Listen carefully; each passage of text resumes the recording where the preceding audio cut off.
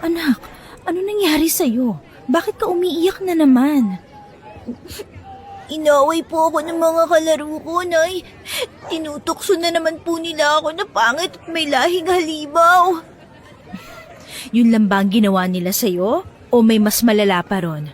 Halos tuwing nakikipaglaro ka sa kanila, inaaway ka ng mga batang yun ah. Pinagkakaisahan nga po nila ako, Nay. Tinutulak pa at saka po yung isa sa kanila binato ko ng tsinelas niya. Kaya medyo natakot na po ako makipaglaro. Mabuti na lang, Nay, hindi po ako natamaan kasi nakaiwas ako sa pagbato nila sa akin. Wala na talaga silang ginawa kung hindi ang pagtripan ka. Kung hindi ko lang talaga iniisip ang kapakanan mo, anak, baka nasugod ko ang mga magulang ng mga yun. Pero dahil hindi ko naman gustong pagkaisahan nila tayo, kailangan ko magtimpi sa galit na nararamdaman ko. Kaya tahan na, anak, ha? Opo, Nay. Hayaan na lang po natin sila. Hindi ko po sila papatulan kasi alam ko masama po ang gumanti. Di ba turo niyo po sa akin na huwag gumanti? Kasi masama po. Oo, anak. Mabuti at palagi mong tinatandaan ang mga sinasabi ko. Sana pagsabihan din sila ng kanilang mga magulang para naman magtanda rin ng mga batang yun. Masama nga ang gumante, pero minsan kailangan ding gawin lalo na kung para sa kagustuhan mong ipagtanggol lang yung sarili, Akiro. Pero may pagganti na hindi naman masasaktan ng iba. Pipiliin mo lang ang dapat gawin. Naintindihan mo ba ako? Opo, Nay. Sa susunod po, susubukan ko ring ipagtanggol ang sarili ko. Pagsasabihan ko na lang sila. Tama yan. O siya, huwag na nating isipin ang tungkol pa doon. Huwag ka mag-alala, anak. Pangako, bibilhan na lang kita ng mga bagong laruan mo. Sigurado ako matutuwa ka dahil doon. Talaga po, Nay? Kahit ano pong gusto ko, bibilin po ninyo? Oo naman, kahit ano.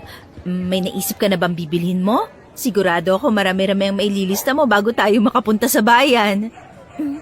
Oo naman po. Sabi mo yan, Nay, ha? Gusto ko rin po sanang bukod sa mga laruan, bilhan niyo rin po ako ng bagong mga pangkulay para po may gagamitin ako sa mga ginuguhit ko, Nay. O sige anak, kapag nakapunta tayo sa bayan, bibilhin natin ang lahat ng gusto mo.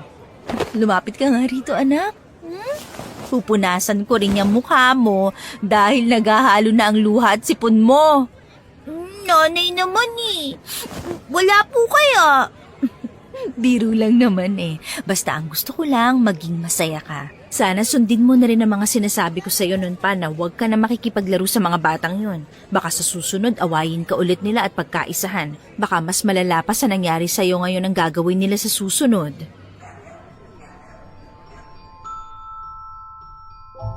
Hindi nakaimik ang bata sa sinabi ni Romina sa kanya. Napayakap lang siya ng mahigpit kay Romina, kaya niyakap din ng babae ang kanyang ina. Sinabi niya kung gaano niya kamahal ng bata. Nagpasalamat din siya dahil simula nang dumating sa buhay niya si Akiro, naging maalwan ang pasok ng pera sa kanila at higit sa lahat, sobrang saya ang naramdaman niya. Gaya nga ng ipinangako niya sa kanyang anak, nang magpunta sila sa bayan, binili niya ang lahat ng gusto ng bata. Nay, salamat po sa mga binili niyong laruan at mga pangkulay sa akin. Sobrang saya ko po ngayon. Yun lang naman ang gusto ko, anak. Ang maging masaya ka araw-araw dahil yun ang dapat. Alam mong ikinatutuwa ng puso ko kapag nakikita kitang nakangiti. Tandaan mo, handa akong gawin ang lahat para lang sumaya ka. Maprotektahan at mailayo kita sa mga taong gustong gumawa ng hindi maganda sa'yo. Ganon kita kamahal. Kahit pa na... Kahit na po ano, Nay. Wala anak. Huwag mo nang isipin pa yon. Basta tandaan mo na handa akong isakripisyo ang lahat kahit pati ang sarili ko para lang mapangalagaan ka. Ikaw ang pinakamagandang nangyari sa buhay ko na kahit kailan hindi ko pinagsisihan. Opo, Nay. Salamat po ulit, ha. Mahal na mahal ko po kayo, Nay. Ako rin, anak. O sige na, maglaro ka na ron gamit ang mga bago mong laruan. Hindi na po muna, Nay. Mamaya na po ako maglalaro. Oh, bakit naman? Gusto ko po kasi kayong tulungang magluto. Ikaw talaga, oh. Sigurado ka ba dyan, ha? Opo, Nay. O sige, ikaw ang bahala, anak. Tara na, magluluto tayo ngayon ng paborito mong sinigang na baboy. Yay! sige po, Nay. Siguradong mapaparami na naman po ang kain ko dahil sa sarap ng lulutuin yung ulam. Mas mabuti nga yun para naman mabilis kang lumaki at hindi ka maging sakitin. Oo naman po. Kaya nga gusto ko laging kumain ng mga gulay na luto nyo eh. Hindi po ba sabi ninyo, mas magiging malusog po ako pag ganun? Tama ka, anak. Hindi rin kasi pwedeng karne at manok ang kinakain sa ulam araw-araw. Dapat may mga gulay rin. Opo, Nay. Patuloy lang ang mag-ina sa kanilang pag-uusap habang nagluluto ng kanilang uulamin. Hindi naman maiwasan ng babae na matuwa dahil sa mga naging kwento ng kanyang anak. Nang maluto na at maihain ang kanilang pagkain, nananghalian na silang dalawa. Nagpahinga lang din sila pagkatapos hanggang sa nakatulog ang bata. Kinahapunan, nang magising si Akiro, nagpaalam siya sa kanyang ina na maglalaro siya sa labas kasama ang ibang bata. Oh, hindi ka maglalaro sa labas, ha? Alam kong aawayin ka na naman ng mga batang yon. Baka ano pa ang gawin nila sa'yo, kaya dito ka na lang muna sa loob ng bahay. Hindi naman po ako magtatagal sa labas, Nay. Sige na po. Babalik din naman po ako kaagad. Tapos ano, uuwi ka na namang umiiyak dahil inaway ka ulit nila. Hindi ka pa rin talaga nadadala sa mga pang-aaway na ginagawa nila sa'yo. Hindi na po mangyayari yun. Kapag po sisimulan nila akong awayin o tuksuhin, uuwi po ako agad. Kahit na, Akiro. Ilang beses mo na sinabi yan sa akin noon tuwing pinagbabawalan kitang lumabas para maglaro kasama nila. Madalas din namang umuwi kang umiiyak o kaya mugto yung mga mata mo. Pero Nay, gusto ko po maglaro sa labas eh.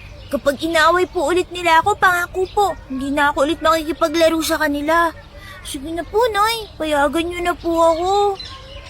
Naku, ikaw na bata talaga. Ang kulit mo. O sige na nga, pero hindi ka magtatagal sa labas, ha? Babalik ka agad dito sa bahay.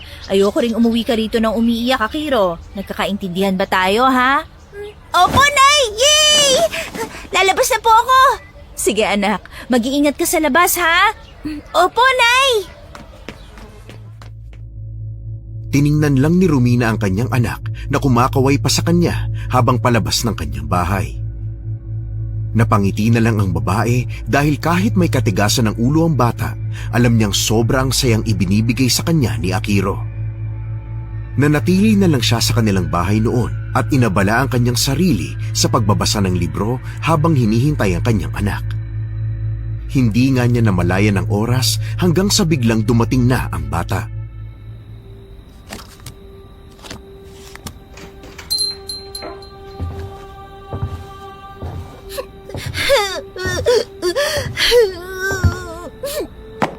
Sinasabi ko na nga ba hindi nga talaga ako nagkamali na uuwi ka na naman dito sa bahay natin na umiiyak. Ayaw mo naman makinig sa akin kahit ilang beses na kitang pinagsabihan at pinagbawalan na makipaglaro sa mga batang yun. Gusto ko lang naman po makipaglaro sa kanila, Nay. Alam ko naman yun, pero sana nakinig ka na lang sa akin kanina. Kaya ayaw na kitang payagang makipaglaro sa labas dahil alam kong ganyan na naman na magiging sitwasyon mo kapag uuwi ka dito sa bahay. Ang tigas kasi ng ulo mong bata ka eh. Hindi na po ako makikipaglaro sa kanila, Nay. Sige na, tahanaan ako. Pasensya na at nabigla lang ako. Naiinis lang din kasi ako sa sarili ko dahil hindi man lang kita maipagtanggol sa mga batang yun. Alam mo namang ayoko makisali dahil hindi malabong magkagulo kapag pinairal ko lang ang galit na nararamdaman ko sa kanila dahil sa pang-aaway sa'yo. Ayos lang po, Nay. Alam ko naman po yun eh. Pero bakit po kaya madalas nila akong pagkaisahan? Parang ayaw po nila akong kalaro. Halika nga rito, lumapit ka nga sa akin. Walang masama sa kagustuhan mong magkaroon ng mga kaibigan. Pero may mga bagay na hindi rin natin kontrolado kagaya ng mga isipan ng mga batang yon. Bakit po ganun sila sa akin, Nay? Hindi ko naman po sila ginagawa ng masama. Hindi ko nga sila pinapatulan kapag tinutukso nila ako. Shh! Huwag mo nang isipin pa ang tungkol sa nangyari. Hindi ko lang po talaga maintindihan bakit sinabihan po nila akong demonyo, pangit. Anak daw po ako ng engkanto. Hindi ko naman sila inaway dahil doon. Pero nalulungkot po ako sa tuwing sinasabi nila yun. Namamangha ako sa pasensya at pagtitimpi mo para sa kanila, anak.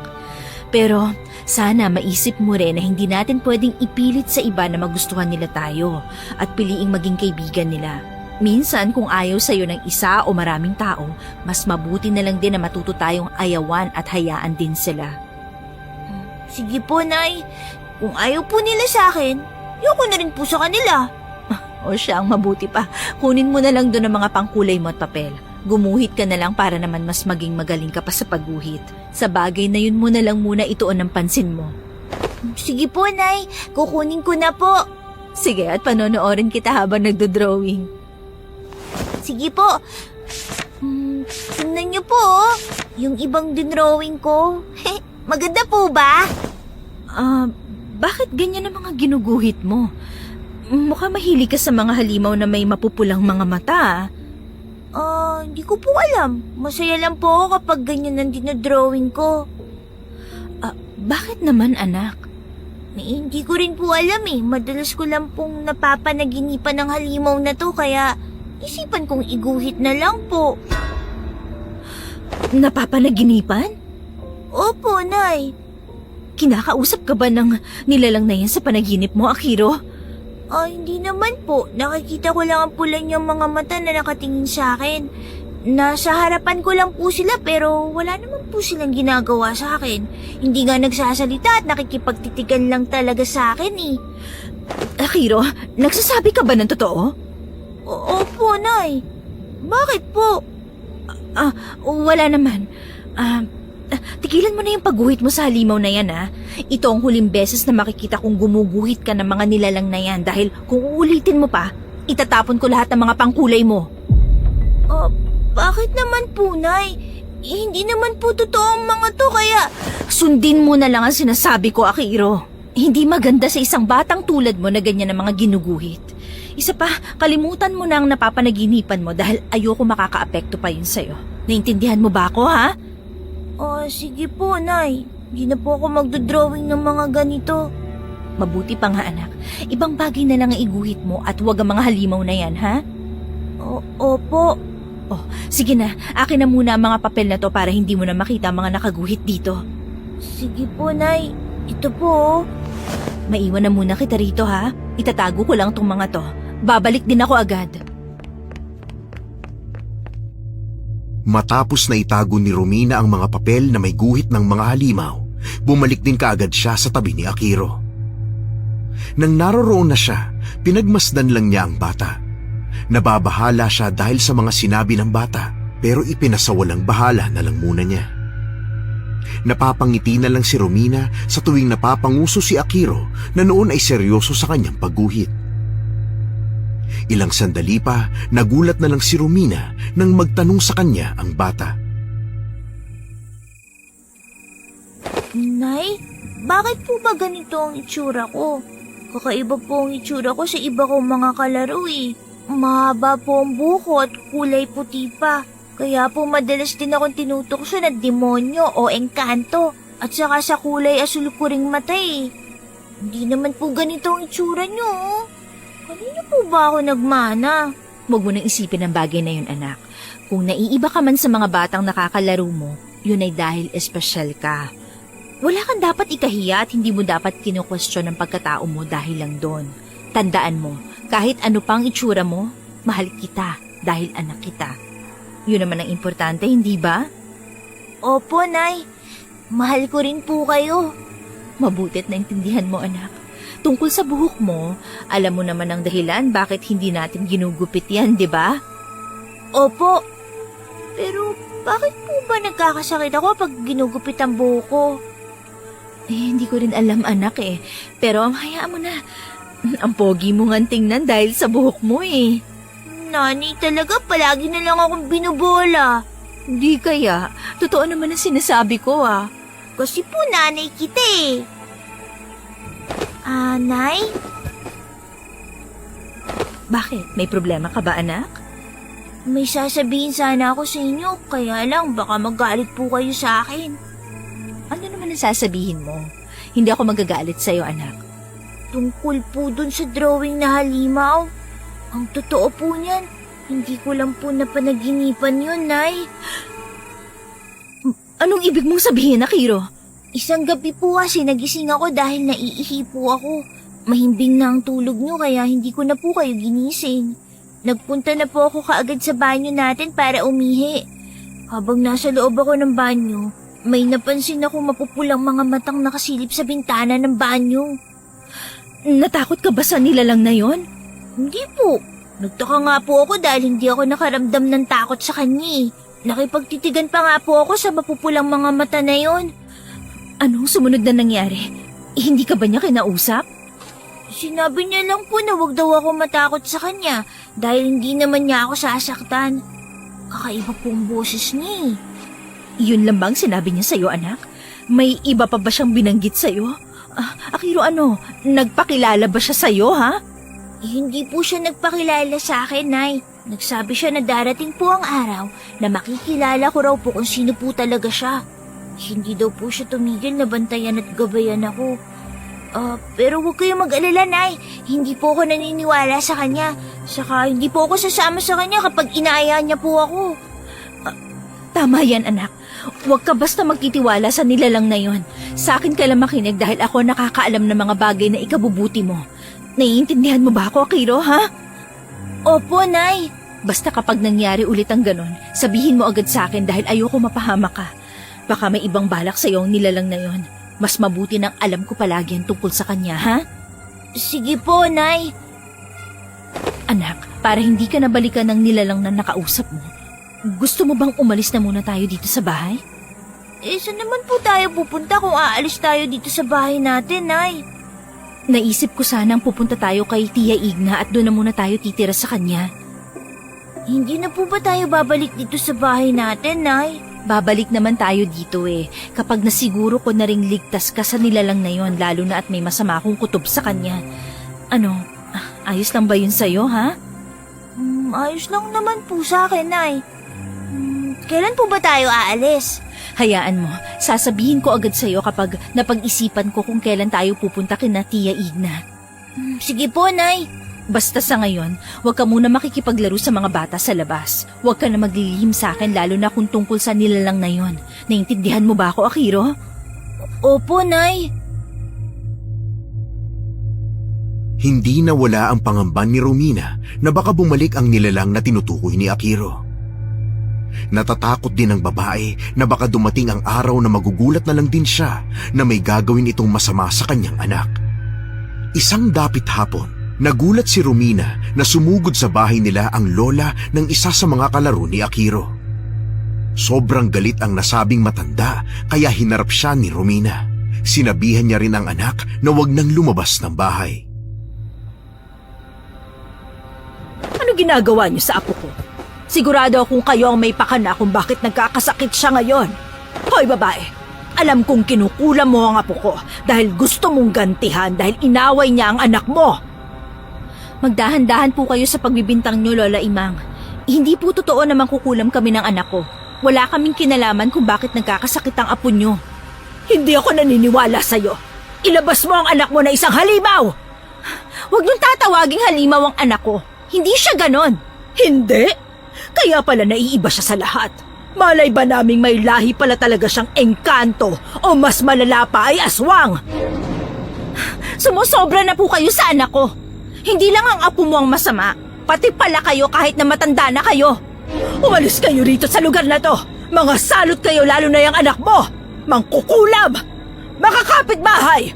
Bago pa man nila gawa ng masama ang mga anak ninyo, paalisin na natin ang mag-inang yan dito! Oo nga! Umalis na kayo! Tama yan! Mga salot sila! Tama! Layas! Alis na kayo! Malis na kayo rito! Hindi kami tulad ng iniisip nyo. Pakiusap, huwag nyo kami idamay sa bagay na yon. Wala talaga kaming kinalaman sa pagkakasakit ng apo nyo, Lola Imang. Hindi ako maniniwala sa isang tulad mo. Ang anak mo lang ang nakaaway ng apo ko. Kaya kayo lang ang naisip kong may motibo para bigyan ng sakit ang apo ko. Sige, aalis kami rito. Nakikiusap ako. Huwag nyo lang kaming sasaktan lalo na ang anak ko. Nay, ano po ba nangyayari? Bakit ang dami pong tao? Pumasok ka sa bahay, anak. Doon ka lang sa loob at huwag ka na munang lumabas, ha? Pero, Nay, Tingnan niyo ang batang yan! Sino ba naman ang hindi mag-iisip na may lahing engkanto o aswang dahil yan sa itsura niya? Oo nga! Ito naman yung tsura niya, no? yan! Nakakatakot! Aswang yan! Sigurado ako! Sigurado rin ako! Dapat patayin yan! Engkanto! Sige na anak, pakiusap pumasok ka na ulit sa bahay. Sige po, Nay. Umalis na kayo dito! Perwisyo lang kayo dito! Salot! Baka mamaya lalo kaming malasin! Oo, aalis kami ng anak ko. Hindi ko rin naman gustong itira dito ang aking anak at baka makuha pa niya ang masasamang ugali niyo. Pero gabi na, kaya ipagpapabukas na lang namin ang pag-alis. Ano? Bukas pa? Hindi pwede! Yung bukas na yan, tatagal pa yan ng ilang araw! Mula nang isilang mo ang batang yan, nadamay na kami sa kamalasan yung mag-ina! Lumayas kayo dito! Unti-unting nawawala ang kabuhayan namin! Ang mga alaga naming hayop nagkakasakit lang! Tapos nag-aaway-away ang mga bata matapos makipaglaro sa anak mong salot! Anak ng demonyo ang batang yan! Kaya lumayas na kayo dito! Ngayon na kayo umalis, kung hindi, susunugin namin kayo kasamang bahay nyo na yan! Napakasama talaga ninyo! Mga walang puso! Dahil sa pangamba ni Romina para sa kaligtasan ng anak, nagpasya na lang siyang umalis at pumunta sa baryo ng kanyang tiyahin. Nay, ano po nangyayari? Saan po tayo pupunta? Kailangan na nating umalis dito sa bahay natin, anak. Hindi na tayo ligtas pa sa lugar na to. Manganganib ka sa mga taong yon kapag nanatili pa tayo rito. Ano po bang ginagawa ng mga kapitbahay natin sa labas, Nay? Bakit po nila tayo pinapaalis dito? Sasabihin ko na lang sa'yo ang lahat kapag nakalayo na tayo rito, Akiro. Kapag mananatili pa tayo ngayong gabi sa bahay na to, sigurado akong hindi nila tayo titigilan. Isa pa, hindi ko gusto mapahama ka sa kanila dahil halimaw ang tingin nila sa'yo. Sige po, Nay. Pero wala naman po tayong ginagawang masama sa kanila. Ganun talaga ang buhay, anak. Hayaan na natin sila at aalis na tayo rito. Tandaan mo, ang mahalaga, wala tayong sinasaktang ibang tao. Gagawin natin to hindi dahil sa totoo ang sinasabi nila tungkol sa atin, kung hindi dahil gusto kong mailayo ka mula sa mga mapanghusga at mapanakit na mga taong tulad nila. Opo, Nay. Mabuti naman. Sige na, tara. Bilisan na natin at doon na muna tayo dumaan sa kusina. Siguradong hindi nila tayo makikitang aalis kapag doon tayo dadaan. Sige po. Huwag ka mag-alala, anak. Kapag nakarating tayo sa bahay ni Tia Igna, magiging maayos din ang lahat. Wala nang manunukso at mga away sa iyo roon. Talaga po, Nay? Oo naman, anak. Magiging tahimik ang buhay natin doon, Akiro. Gusto ko po yun, Nay. Sige, anak. Mabilis silang naglakad papunta sa paradahan ng tricycle. May isang nagmagandang loob na isakay sila papunta sa baryo ng kanyang tiyahin. Dahil malapit sa gubat ang bahay ng kanyang Tia Igna, hindi na sila inihatid ng driver dahil hindi na rin kaya ng tricycle na pasukin ang lugar, kaya kinailangang maglakad ng mag-ina. Anak, pagod ka na ba? Hindi naman po, Nay. Kaya ko pa naman pong maglakad. O sige, basta sabihin mo lang sa akin kapag nakaramdam ka na ng pagod ha. Magpapahinga tayo kahit saglit lang bago ulit tayo magpatuloy sa paglalakad. Huwag na po, Nay. Gabi na po eh. Tsaka inaantok na po ako. Bilisan na lang po natin para makarating po tayo agad. Natatakot din po ako dito eh. Ang ingay po ng mga kuliglig. O siya, ikaw ang bahala. Hayaan mo, kapag nakarating tayo sa bahay ni Tia Igna, magpapahinga ka na rin doon. Sige po, Nay. Bakit po kasi maraming tao sa labas ng bahay natin kanina? Tapos pinalayas pa nila tayo. Talagang gusto nila tayong itaboy, anak. Masasakit ang mga sinabi nila.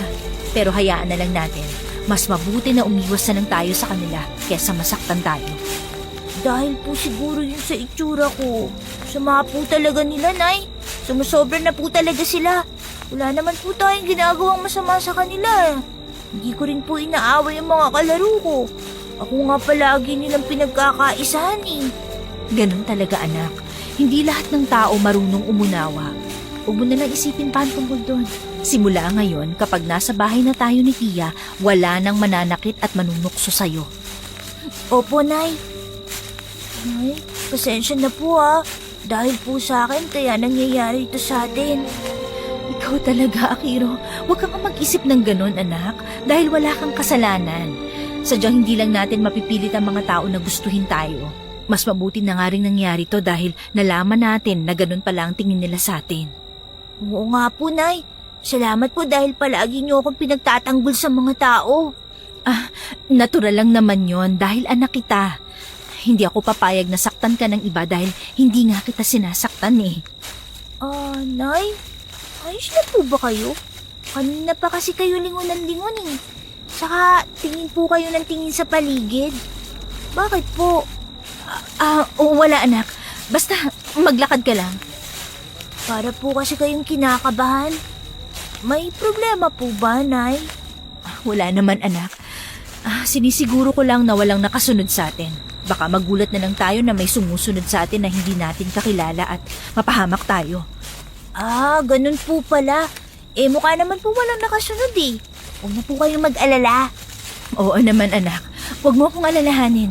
Magpatuloy lang tayo sa paglalakad para makarating na tayo sa bahay ni Tia. Sige po, Nay. Teka, ano po kaya ang ingay na yun, Nay? Narinig niyo po? Parang dun sa unahan natin galing. Oo nga eh. Pumunta ka sa likuran ko at ako nang bahalang humarap sa kung anumang may gawa ng mga kaluskos na yan. Sige po, Nay. Baka mabangis na hayop. Medyo masukal lang madadaanan natin sa bahaging to eh.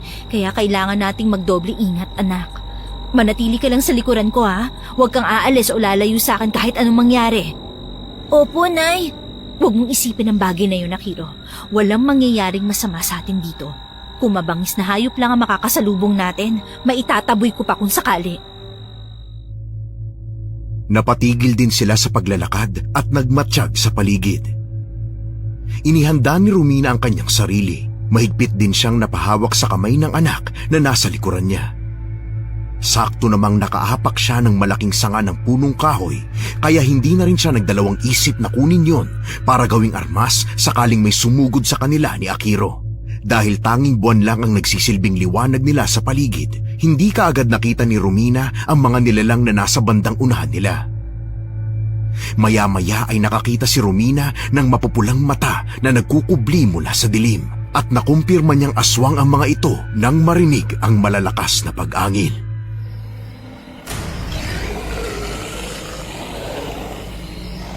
Nay, ano po yun?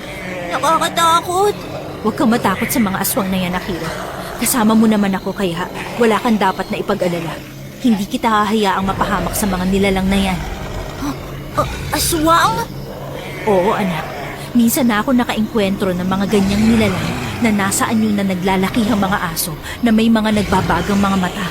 Kaya hindi ako pwedeng magkamali na aswang ang mga yan. Bakit po nila tayo hinarangan? Hindi ko rin alam, anak. Pero sisiguruhin kong hindi nila tayo masasaktan. Kahit alam kong alanganin ako makapaglaban sa kanila, hindi ako basta susukot. Hindi ko sila hayaang magawa ang kung anumang binabalak nila sa atin. Sige po, Nay. Lakasan mo lang ang loob mo, Akiro. Makakaalis tayo sa sitwasyong ito at makakarating tayo ng ligtas sa bahay ni Tia Edna. Opo, Nay. Anak, maraming salamat. Nagsimula naman ang mga aswang na atakihin sina Romina at Akiro. Pero bago pa man tuluyang makalapit ang mga ito sa mag-ina, laking gulat nila nang may isang aswang ang tumambad sa kanilang lahat. Kakaiba ang nilalang na yun kumpara sa mga aswang na nandoon.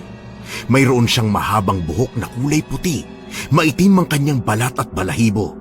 Nagbabaga rin ang mapupulang mga mata nito. Napalunok ng kanyang laway si Romina nang mapatingin sa kanya ang nasabing aswang. Alam ng babae na base sa anyo nito, isang gabunan ang nilalang. Nabahala rin siya dahil may hinala siya kung sino ang aswang na yon. Inakala niyang susugurin sila ng gabunan na yon kasama ang iba pang mga aswang na nandoon. Pero nagkamali siya. Nanlaki ang mga mata ni Romina nang makita niyang sinugod ng gabunan ang mga aswang na aatake sa kanila. Nay, bakit kinakalaban po ng aswang na yan ng mga kasama niya? Hindi ko rin alam kung bakit niya ginagawa yan. Nagtataka rin ako kung bakit kinakalaban ng gabunan na yan ng mga nilalang na humarang sa atin dito. Parang Kilala ko po siya, Nay. Parang siya po yung nilalang na sumisilip sa akin tuwing gabi habang tulog po kayo. Ano? Pero, hindi naman siguro, anak. Huwag mo nang isipin ang tungkol doon. Ang mas kailangan nating isipin ngayon ay kung paano tayo makakaalis sa ganitong sitwasyon.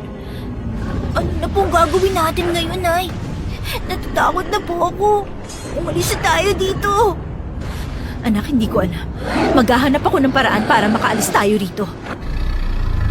Nay, may aswang po na papalapit sa atin. Susugurin po niya tayo. Ako nang bahala sa kanya, anak. Manatili ka lang sa likuran ko. Sige po, Nay. Sige, lumapit ka ritong aswang ka dahil hindi kita aatrasan. Nay, mag-iingat ka po. Aray! Bitiwan mo ko! Nay! Huwag kang lalapit dito, Akiro. Diyan ka lang. Walang yaka. Hindi ako papayag na galawin yung dalawang yan. Ako ang harapin nyo at magkakaalaman tayo. Nagulat si Romina nang mabilis na hawakan ng gabunan ang aswang na may hawak sa kanya. Nabitawan naman siya ng nilalang na yon, kaya mabilis siyang tumakbo palapit kay Akiro. Binalibag ng gabunan ang aswang na kalaban niya. Napahiyaw ang aswang na yon, kaya dali-dali namang niyakap ni Romina ang kanyang anak para hindi makita ang pangyayari. Narinig na lang nila na nagsiangilan pa ang iba pang aswang na nandoon. Nagalit ang mga ito dahil sa ginawa ng gabunan sa kanilang mga kasamahan. Nasa ganoong sitwasyon sila nang sabay-sabay na sumugod sa direksyon nila ang mga aswang. Nabahala si Romina pero dahil sa gabunan, hindi sila nagawang saktan ng mga aswang dahil ito ang nakipaglaban para sa kanila. Nay, bakit niyo tayo tinutulungan? Kilala niyo po ba ang aswang na yan? Hindi ko rin alam. Hindi ko siya kakilala. Ha? May mga aswang pa pong paparating! Hindi maganda to. Kailangan na nating makaalis dito, Akiro. Umalis na kayo rito! Ako nang bahala sa mga aswang na ito! Sige na! Nay, umalis na po tayo! Tara na po! Sige anak, doon tayo. Sigurado ako may madadaanan din tayo sa bahagi ron. Opo, Nay! Bilisan na po natin! Humanda kayong lahat! Papatayin ko kayo! Tumakbo na tayo, Akiro. Baka habulin pa tayo ng mga aswang na yon. Opo, Nay! Pero ayos lang po ba kayo? Hindi po ba kayo nasaktan dahil sa ginawa ng aswang na yun sa'yo? Ayos lang ako, anak. Huwag mo akong alalahanin. Hindi naman niya ako nagawang masugatan. Ano na po mangyayari sa gabunan na yun, Nay? Hindi ko alam, anak. Pwede siyang mamatay ron o kaya maubos niya mga aswang na kalaban niya. Huwag na natin siyang isipin pa. Ang mahalaga, makaalis tayo at makarating tayo sa bahay ni Tia. Pero tinulungan po niya tayo eh. Nagpapasalamat naman ako dahil doon pero hindi ibig sabihin magtitiwala na tayo sa aswang na yon. Marahil may iba siyang pakay sa atin kaya niya tayo tinulungan. Hindi ako makakapayag sakaling ang bagay na iniisip ko ang hihingin niya bilang kapalit. Ano pong ibig niyong sabihin? Wala anak. Bilisan na natin, Akiro. Malapit na tayo sa bahay ni Tia. Sige po, Nay. Hindi naman nabigo ang mag-ina dahil nakarating sila sa bahay ni Tia Igna ni Romina. Sakto namang papalabas ang kanyang tiya noon kaya nakita sila ng ginang. Nang makalapit sina Romina at Akiro kay Tia Igna, kaagad silang pinapasok ng ali sa bahay. Hinihingal ang dalawa dahil sa pagtakbo nila kaya minabuti na muna ng mga ito na magpahinga. Hinayaan na lang din sila ng ali hanggang sa maging maayos na rin ang kanilang kalagayan.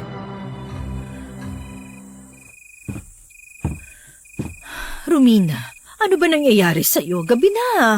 Bakit pa kayo nagpunta rito? Umalis kami sa bahay namin, Tia. Sinugod kami ng mga kapitbahay namin dahil pinagbibintangan nila kami mangkukulam. Ayoko namang mapahamak pa si Akiro kaya kahit alam kong delikado na at gabi na, wala akong nagawa kung hindi ang pumunta rito. Wala na rin ako iba mapapipilian pa, Tia. Ay, naku, sobra naman ang mga kapitbahay nyo. Teka, bakit ba hinihingal kayong dalawa? Tumakbo kami ng mabilis papunta rito, Tia. May mga aswang na humarang sa amin sa masukal na bahagi ng daan papunta rito eh. Ay, kaya naman may kakaiba akong naramdaman kanina. Nanganganib pala kayo sa mga aswang na yon. Pero paano kayo nakatakas sa kanila? Hindi ba nila kayo hinabol? May isang gabunan po na tumulong sa amin. Siya nakipaglaban sa mga aswang na yon, tiya. Kaya kami nakaalis doon ni Akiro. Hindi rin kami nasundan ng mga to dahil marahil naging abala sila sa pakikipaglaban sa gabunan na naiwan doon. Mabuti na lang at nakaalis kayo ron. Huwag kayong mag-alala. Ligtas na kayo rito sa bahay ko. Maraming salamat po, Tiya Igna. Dito na rin po muna kami titira kung ayos lang po sa inyo. O sige, walang problema sa akin ang bagay na yon. Nakapaghapunan na ba kayo? Hindi pa nga po, Tiya eh. Mabuti na lang at may pagkain pa ako natira. Yun na lang ang kainin nyo, ha? Sige po, Tiya. Salamat po ulit. Matapos kumain ni na Romina at Akiro, natulog naman ang bata. Dahil hindi pa inaantok ang babae, nagpasya siyang lapitan ng kanyang Tiya Igna na noon ay nakatunganga sa sala. Nababahala si Romina para sa kaligtasan ng kanyang anak, kaya gusto niyang humingi ng tulong sa kanyang Tiya Igna na isang albularya para magawa niyang maprotektahan si Akiro. O Romina, gising ka pa pala. May kailangan ka ba? Ang totoo niyan, Tiya. Gusto ko sanang humingi ng tulong sa inyo. Anong tulong ba ang ibig mong sabihin, Romina? Gusto ko maprotektahan ang anak ko laban sa aswang, Tiya. Naikwento niya sa akin na may nilalang na nakikipag-usap sa kanya kaya hindi ako pwedeng magkamali sa iniisip ko kung sino yun. Alam naman po ninyo tungkol kay Akiro kaya dapat na po ako matutong lumaban para sa anak ko. O sige, tutulungan kita. Habang tumatagal, mas lumiliit na ang mundo niyo ng anak mo, Romina. Lalo na at nakakasalamuha na ninyo ang... Tiya, alam ko po yan. Gumagawa na rin siya ng sarili niyang paraan kaya hindi ko yun dapat baliwalain lang. Huwag na po natin pag-usapan pa ang tungkol sa bagay na yun, Tiya Igna. O siya, sige. Gaya ng sabi ko sa iyo, tutulong ako. Saktong naisip kong ibigay lang din sa iyo ang sundang na ito, pati na ang mutya ng kidlat na matagal ko na rin sanang ginawa. Talaga po, Tiya? Magiging akin na po ang mga bagay na yan? Oo, Romina. Ano po ba ang maitutulong ng mga yan sa akin? Ang sundang na ito ay kargado ng mga dasal at mula pa to sa kaibigan kong isang santigwar. Ang mutya ng mga ito magbibigay sa iyo ng kabalat kunat, pati na karagdagang lakas, lalo pagdating sa liksi. Malaki ang maitutulong ng mga mutyang ito kapag nakipaglaban ka sa mga nilalang ng dilim, lalo na sa mga aswang. Tiya, maraming salamat po. Tatandaan ko po ang mga sinabi niyong ito. Alam ko yon, Romina. Magiging katuwang mo naman ako sakaling malagay kayo sa panganib ni Akiro. Alam mo namang hindi ko rin kayo pababayaan lalo na at nasa puder ko na rin kayo. Tuturuan at sasanayin kita sa pakikipaglaban. Sige po, Tiya. Gagawin ko po ang lahat para sa anak ko. Huwag ka mag-alala. Kasama mo na ako, Romina. Magtutulungan tayo para protektahan si Akiro. Pwede rin nating turuan ng bata kung gusto niya para naman kahit papano maipagtanggol niya rin ang kanyang sarili. Sige po, Tiya. Sasabihin ko po kay Akiro ang bagay na yon. Salamat po ulit, Tiya. Bahagyang nakaramdam ng kaginhawaan noon si Romina dahil sa mga ibinigay sa kanya ng kanyang Tiya Igna. Natuwa rin ang babae lalo na't alam niyang hindi rin siya pababayaan ng kanyang tiyahin sakaling may mangyaring hindi inaasahan. Dahil nga doon, nagsimula rin si Romina na magsanay at matuto makipaglaban sa tulong ng kanyang Tiya Igna. Pumayag din si Akiro na matuto, kaya pati ang bata ay tinuruan din nila at nagsanay kasama nila. Halos tuwing hapon, nagbibigay sila ng oras para sanayin ang kanilang mga sarili na makipaglaban. Sa paglipas ng mga araw at linggo, naramdaman ni Romina na may mga nagbabago sa kanyang sarili. Kahit papano, may natututunan din siya sa kanyang tiyahin na nagagamit na rin niya sa tuwing nagsasanay sila. Isang beses, habang nakaupo sila sa sala ng kanilang bahay, napatanong ang bata kay Romina. Nay, bakit kailangan po nating matuto at magsanay sa pakikipaglaban? Para magamit din natin sakaling manganib tayo, anak. Ginagawa ko lang naman to para sa iyo, Akiro. Gusto kitang protektahan sa kahit na anong paraan at sa kahit na sino pa, tao man o aswang. Babalikan po ba tayo ng mga aswang na yun, Nay? Oo, anak. Hindi malabo ang bagay na yon lalo na at marahil nakilala nila tayo. Kaya nga ginagawa ko rin to dahil gusto kong kapag dumating ang araw na balikan nga tayo ng mga nilalang na yon, makakaya na kitang ipagtanggol sa kanila. Hindi ka na rin matatakot pa dahil may alam ka na rin sa pakikipaglaban. Humanda talaga sila sa akin. Hahampasin ko sila ng kahoy. Marami pa naman panggatong dito sa bahay ni Lola Igna. Ikaw talaga, anak. takot ka nga ng gabing yun eh. Nanay naman ang dami kaya nila. Naisip ko tuloy na kukunin nila ako at ilalayo sa inyo. Hindi mangyayari yon dahil hindi ko sila hahayaan. Magkakamatayan kami ng ama. Romina! Tia Igna, Lola Igna, nandyan po pala kayo. Napapag-usapan po namin ni Nanay yan tungkol sa mga aswang eh. Oo, apo. Narinig ko nga kayo ng nanay mo. Lagot talaga ang mga aswang na yun sa atin, Lola. Oo naman. Hindi rin namin hahayaan ng nanay mo na makuha kanila. Hindi ba, Romina? Opo naman, Tia. Nagkatitigan naman ang magtiya at alam ni Romina ang dahilan kung bakit biglang sumulpot ang kanyang tiya Igna. Patuloy pa rin siyang nag-ensayo kasama ang ginang. Hanggang isang gabi, saktong kabilugan ng buwan noon. Maaga silang nagpahinga dahil parehong napagod sina Romina at ang kanyang tiya Igna dahil sa pagsasanay. Sa kahimbingan ng tulog ng babae, naalimpungatan siya sa hindi malamang dahilan. Nang kapain niya ang bata sa kanyang tabi, nagulat siya dahil wala na ang kanyang anak. Mabilis siyang bumangon para hanapin si Akiro hanggang sa marinig niya ang boses ng bata. Napasilip na lang siya sa bintana ng silid kung nasaan siya at nakinig dahil may ibang boses pa siyang narinig na kausap ni Akiro. Nakaramdam din siya ng pag-init ng katawan niya dahil sa tangan niyang mutya, kaya kinutuban siya. Mabuti naman at pumayag ka sa gusto ko na lumabas dito at kausapin ako. Gaya ng sabi ko, huwag kang matatakot sa akin dahil hindi kita sasaktan. Kakampi mo ako. Hindi po ba kayong aswang na tumulong sa amin nun ni Nanay? Bakit niyo ginawa yun? Walang iya ka talaga, Lorenzo. Bakit mo kinakausap ang anak ko? Oo. Sabihin na nating dahil nanganganib kayo ng nanay mo, kaya tinulungan ko kayo. Pero hindi po ba kalahin niyo ang mga nilalang na yun? Dapat kakampi po nila kayo eh. Hindi naman lahat ng aswang ay magkakakampi, Akiro. May mga mababa at malalakas na uri ng mga aswang na naglalaban. Gaya ng mga tao, nag-aaway rin ng mga tulad namin. Talaga po? Ibig sabihin, kaaway niyo ang mga aswang na humarang sa amin ni Nanay nung gabing yun? Mukhang ganun na nga. Mabuti naman at nakaligtas kayo sa kanila kahit na marami silang nakalaban niyo. Yun ay dahil mas malakas ako sa kanila. Gaya ko, magiging ganun ka rin kapag dumating ang takdang panahon. Sana nga po maging malakas din ako kagaya niyo para maipagtanggol ko si Nanay. Sige po, aalis na ako at baka magising si Nanay. Magagalit po siya sa akin dahil nasa labas ako ng bahay namin. Sandali lang, Akiro. Ayaw mo bang sumama sa akin? Babalik naman kaagad tayo rito. Ayoko po. Sabi ni Nanay, huwag ako magtitiwala ng gusto sa inyo. Naawa lang po ako sa inyo kaya lumabas po ako para kausapin kayo. Salamat nga po pala dahil niligtas niyo kami ni Nanay, ha? Hindi naman malalaman ng nanay mo na isinama kita, lalo na kung hindi ka magsusumbong, hindi ba?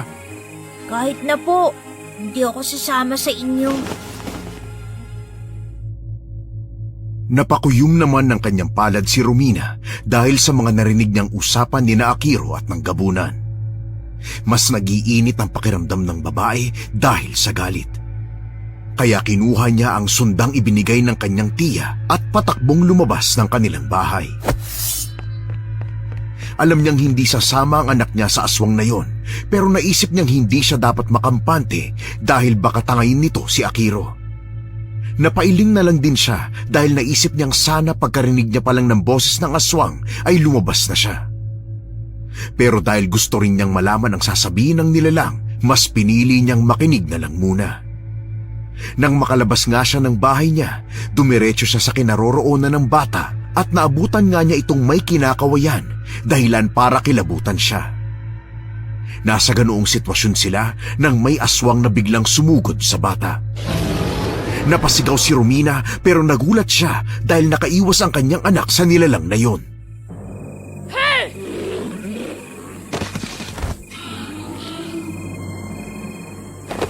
Paano niya nagawang maiwasan ang aswang na yun? Sandali, nagawa niyang mahuli ang nilalang at ibinalibag niya pa ito. Nay! Nakita niyo po pang ginagawa ko? Nakaya kong iwasan ng aswang at nagawa ko pa siya mapabagsak sa lupa. Oo, anak. Ang galing mo naman. Hindi na rin po siya nakabangon, Nay! Oo nga. Hindi maganda to. May nauulinigan ako mabibilis na pagyabag. Kaya sigurado kong aswang din ang mga yan. Akiro, anak! Tumakbo ka na papasok sa bahay! Hindi ko po kayo iiwan dito, Nay! Pumasok na lang po tayo sa bahay! Mauna ka na, anak. Sige na, haharapin ko pa ang mga aswang na paparating. Takbo na, Akiro! Opo, Nay! Mag-iingat po kayo, Lola Igna! Akiro, isarado mo ang pinto ng bahay natin. Tutulungan ko ang nanay mo na harapin ang mga aswang. Sige po, Lola Igna! Takbo na! Tia Igna, mabuti naman na tandito kayo. Nagising ako dahil sa ingay niyo ni Akiro. Kinabahan ako kaya tumakbo agad ako rito. Ano ba nangyari sa inyo ng anak mo? Bakit nandito kayo sa labas ng bahay? Wala sa tabi ko si Akiro na magising ako kanina, Tia. Narinig ko may kausap siya. Nung una hinayaan ko na lang muna. Alam kong ang gabunan na yun ang kausap niya. Kaya nang marinig kong niyaya niyang sumama sa kanyang bata, mabilis akong lumabas dito. Pero hindi ko na siya naabutan pa dahil umalis na marahil ang aswang na yun. Ganun ba? Ang walang iyang yun. Hindi niya talaga tatantanan ng anak mo, Romina. Kaya nga po, Tia. Pero Tia, may nangyari pa bago kayo dumating. Ano naman yun? May sumugod na aswang kanina kay Akiro. Naging mabilis ang kilos niya at naiwasan niya ang nilalang na yun, Tia. Nagawa rin niyang ibalibag ito. Hindi na rin nakabangon pa ang aswang na yun kaya malakas ang hinala kung napatay niya ito nang hindi sinasadya dahil sa ginawa niyang yun. Romina, sigurado ka ba? Teka, yan ba ang aswang na tinutukoy mo? Opo, Tia. Nagulat nga ako dahil sa nangyari eh. Siguro dahil kabilugan ng buwan kaya nagiging kakaiba ang lakas at liksi ng anak mo. Hayaan mo na muna ang bagay na yon, Romina. Ang mahalaga, hindi napahamak ang anak mo sa aswang na sumugod sa kanya. Oo nga po, Tia. Maghanda ka na, Romina. Ayan na ang mga aswang, kaya kailangan na natin silang harapin ngayon. Patayin natin sila kung kaya natin para hindi na nila tayo gampalain pa. Sige po, Tia Igna.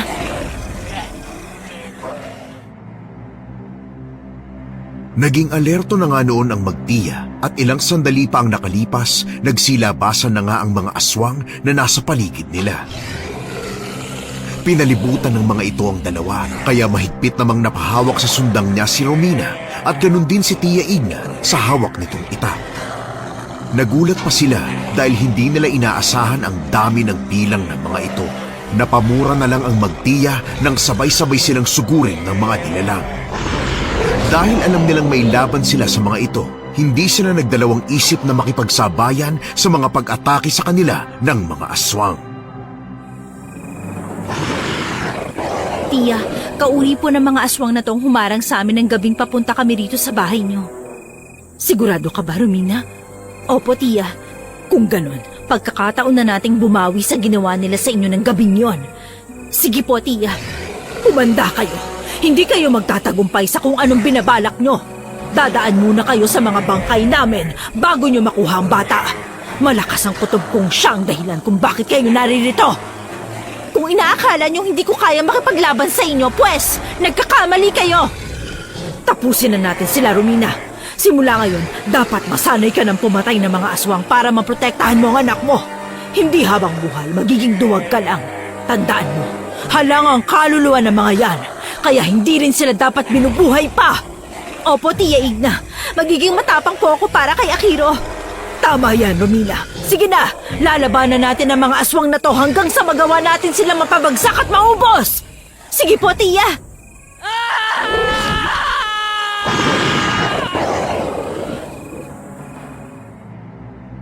Naging agresibo naman ang mga aswang, lalo na at ang tsahing albularya ni Romina ang kanilang kaharap.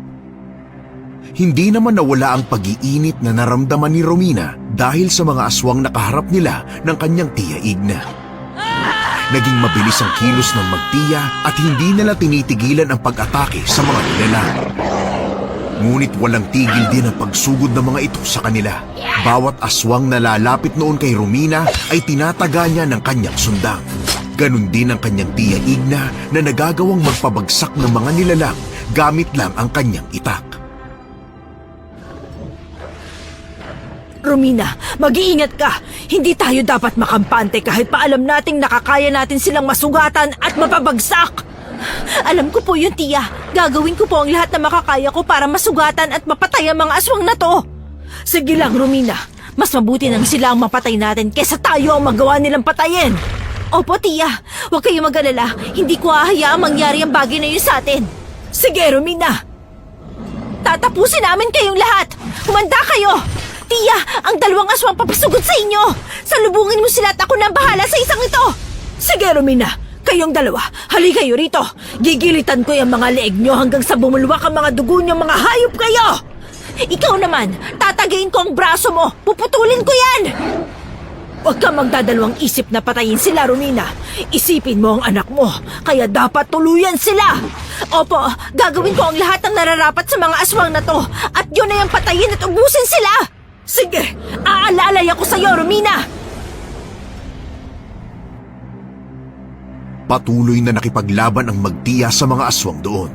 Hindi sila tinitigilan sa pag-atake ng mga ito, kaya hindi naman umaatras ang dalawa sa mga nilalang.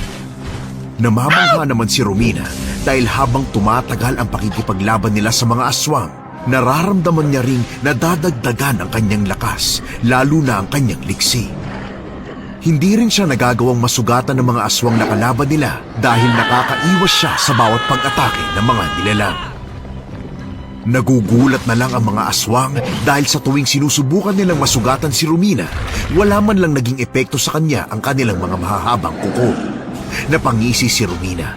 Alam niyang dahil yun sa kanyang tangang mutya.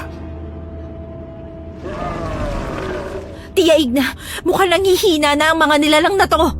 Oo nga, Romina. Pansin ko rin yun sa kanila. Marahil dahil halos lahat sa kanila ay may mga sugat na sa iba't ibang bahagi ng katawan. Pagkakataon na po natin to, tiya. Huwag na po natin silang titigilan sa pag-atake dahil mahihina na sila. Kaya may hirapan na sila makipaglaban sa atin. Tama ka, Romina. Sandali, Tiya Igna. Mukhang may balak na tumakas ang mga aswang na to. Oo nga, hindi sila pwedeng makatakas, Romina. Paniguradong babalikan nila tayo kapag nakatakas sila ngayon at hindi nila tayo titigilan pa. Pero tiya, nakaalis na ang iba sa kanila. Ano na pong gagawin natin ngayon? Pwede natin silang habulin, Romina. Sige po, tiya. Nay! Hindi, boses po ni Akiro yun, Tiya Igna. Hindi maganda to. Halika na, Romina. Puntahan natin ang anak mo at baka kung ano nangyari sa kanya. Opo, tiya. Humanda lang kung sino mang gumawa ng hindi maganda sa anak ko. Mabilis na tumakbo ang Magtiya para puntahan ang bata. Nang makarating sila sa tapat ng kanilang bahay, napansin kaagad nila na nakabukas ang pinto, kaya kinutuban ng hindi maganda ang dalawa. Dali-dali rin silang pumasok sa kanilang bahay at nakita nilang wala na doon ang bata. Naiwan pa nga ang isang tsinelas niya, kaya napamura na lang si Romina dahil sa magkahalong galit at pag-aalang nararamdaman niya ng mga oras na yon. Papatayin ko kung sino mang kumuha sa anak ko, tiya. Hindi ko siya mapapatawad kapag may ginawa siya sa bata. Romina, alam kong galit ka, pero huminahon ka muna. Hindi makakatulong ang pagwawala mo riyan. Hindi natin makikita ang bata kung yan lang din ang gagawin mo. Nag-aalala ako kay Akiro, tiya. Baka kung anong ginawa ng aswang na kumuha sa kanya. Hindi na rin natin naririnig ang boses niya, kaya hindi ko na alam kung saan siya hahanapin. Kahit na, Romina, hindi natin dapat pairalin ang emosyon natin sa mga ganitong sitwasyon. Mas kailangan nating pairalin ang isipan natin para makaisip ng paraan kung paano mababawi si Akiro. Tiya Igna, alam niyo kung gaano kahalaga sa akin si Akiro. Siya ang buhay ko at hindi ko alam kung anong gagawin ko kapag nawala siya sa akin. Huwag mong isipin na mawawala siya sa'yo.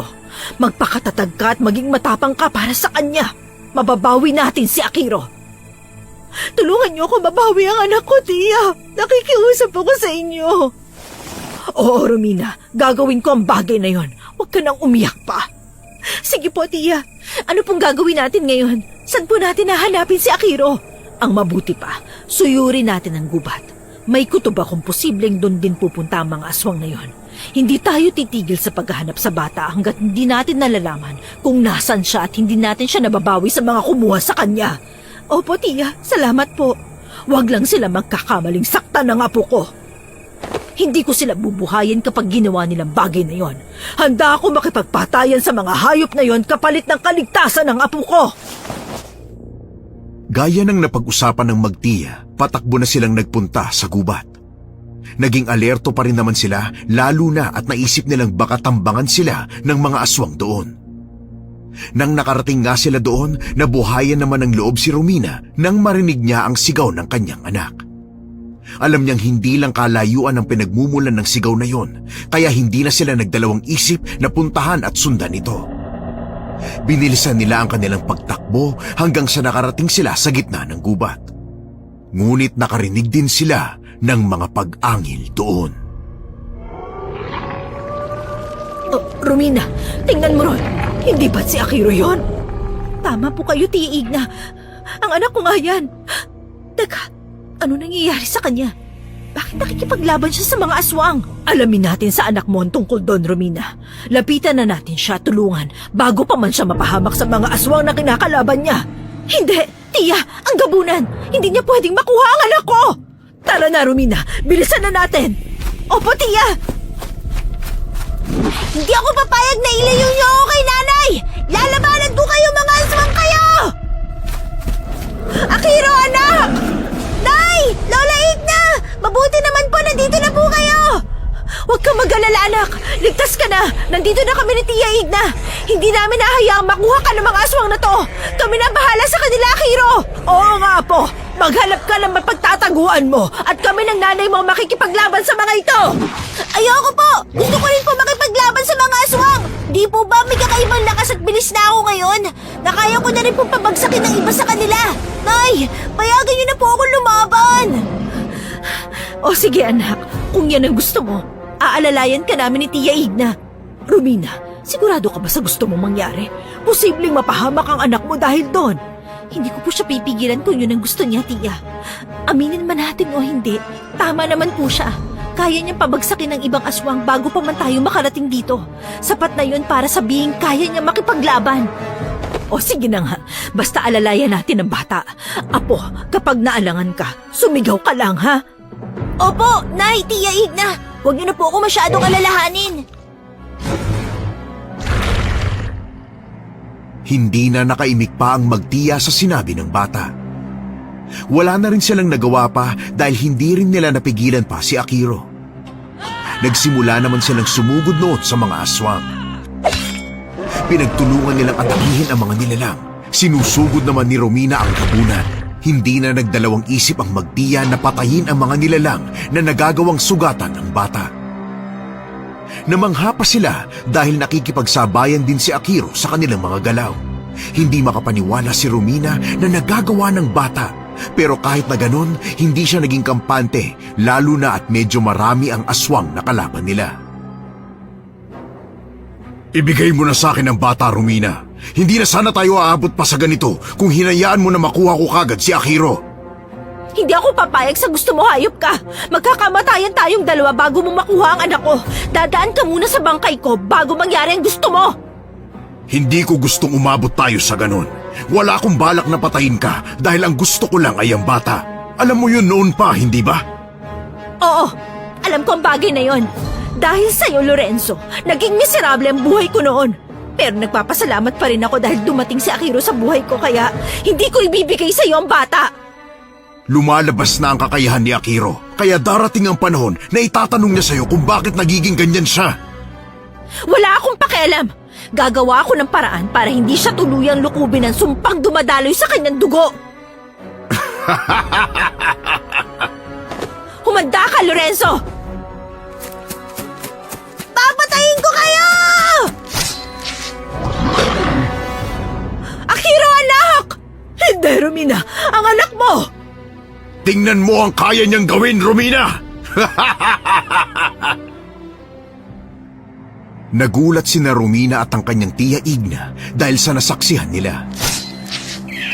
Nagawa ni Akiro na patayin at ubusin ang mga kalaban niyang aswang. Nakaramdam ng kakaibang takot at pag-aalala si Romina sa nangyayari sa kanyang anak. Hindi niya inakala na magagawa ng bata ang ganoong bagay. Nang mapatingin ito sa kanya, mas nagulat ang babae dahil nagbabaga na ang mga mata ni Akiro. Narinig naman niyang napatawa ang gabunan, kaya hindi na siya nagdalawang isip na sugurin ulit ito. Hindi mababago ni Akiro kung ano man ang katauhan niya. Alam nating pareho ang bagay na yun. Kaya kung ako sa'yo, ibigay mo na lang sa'kin ang bata.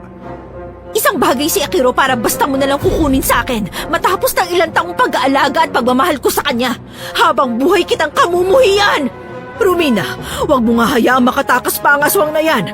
Pagkakataon mo na ito para maipaghiganting ginawa niya sa'yo nun. Kapag namatay ang walangyang yan, masisiguro mo na ang kaligtasan ng anak mo. Huwag kang mangyalam dito! Mangingialam ako hanggat gusto ko, lalo na at apo ko rin ang pinag-uusapan dito. Pero alam mong mas may karapatan ako sa batang yan. Manahimik ka! Kahit kailan walang karapatan ng isang tulad mo na makilala ang anak ko! Humanda ka! Romina, tapusin na natin ang gapunang yan! Nay! Tutulong po ako sa inyo! Sinugod nilang tatlo ang gabunan. Hindi na pinigilan ni Romina ang kanyang anak na kalabanin ng aswang. Dahil mas malakas at mas mabilis sa kanila ang nilalang, nahirapan silang sugatan ito. Pero ganun na lang ang gulat nila nang magawang masugatan ni Akiro ang aswang gamit ang noon ay mahahaba na niyang kuko. Napatawa pa ang gabunan dahil sa nangyari sa kanya. Napailing naman si Romina dahil alam niyang unti-unti na niyang nakikita ang pagbabago sa bata. Napalayo naman ng bahagya sa kanila ang gabunan.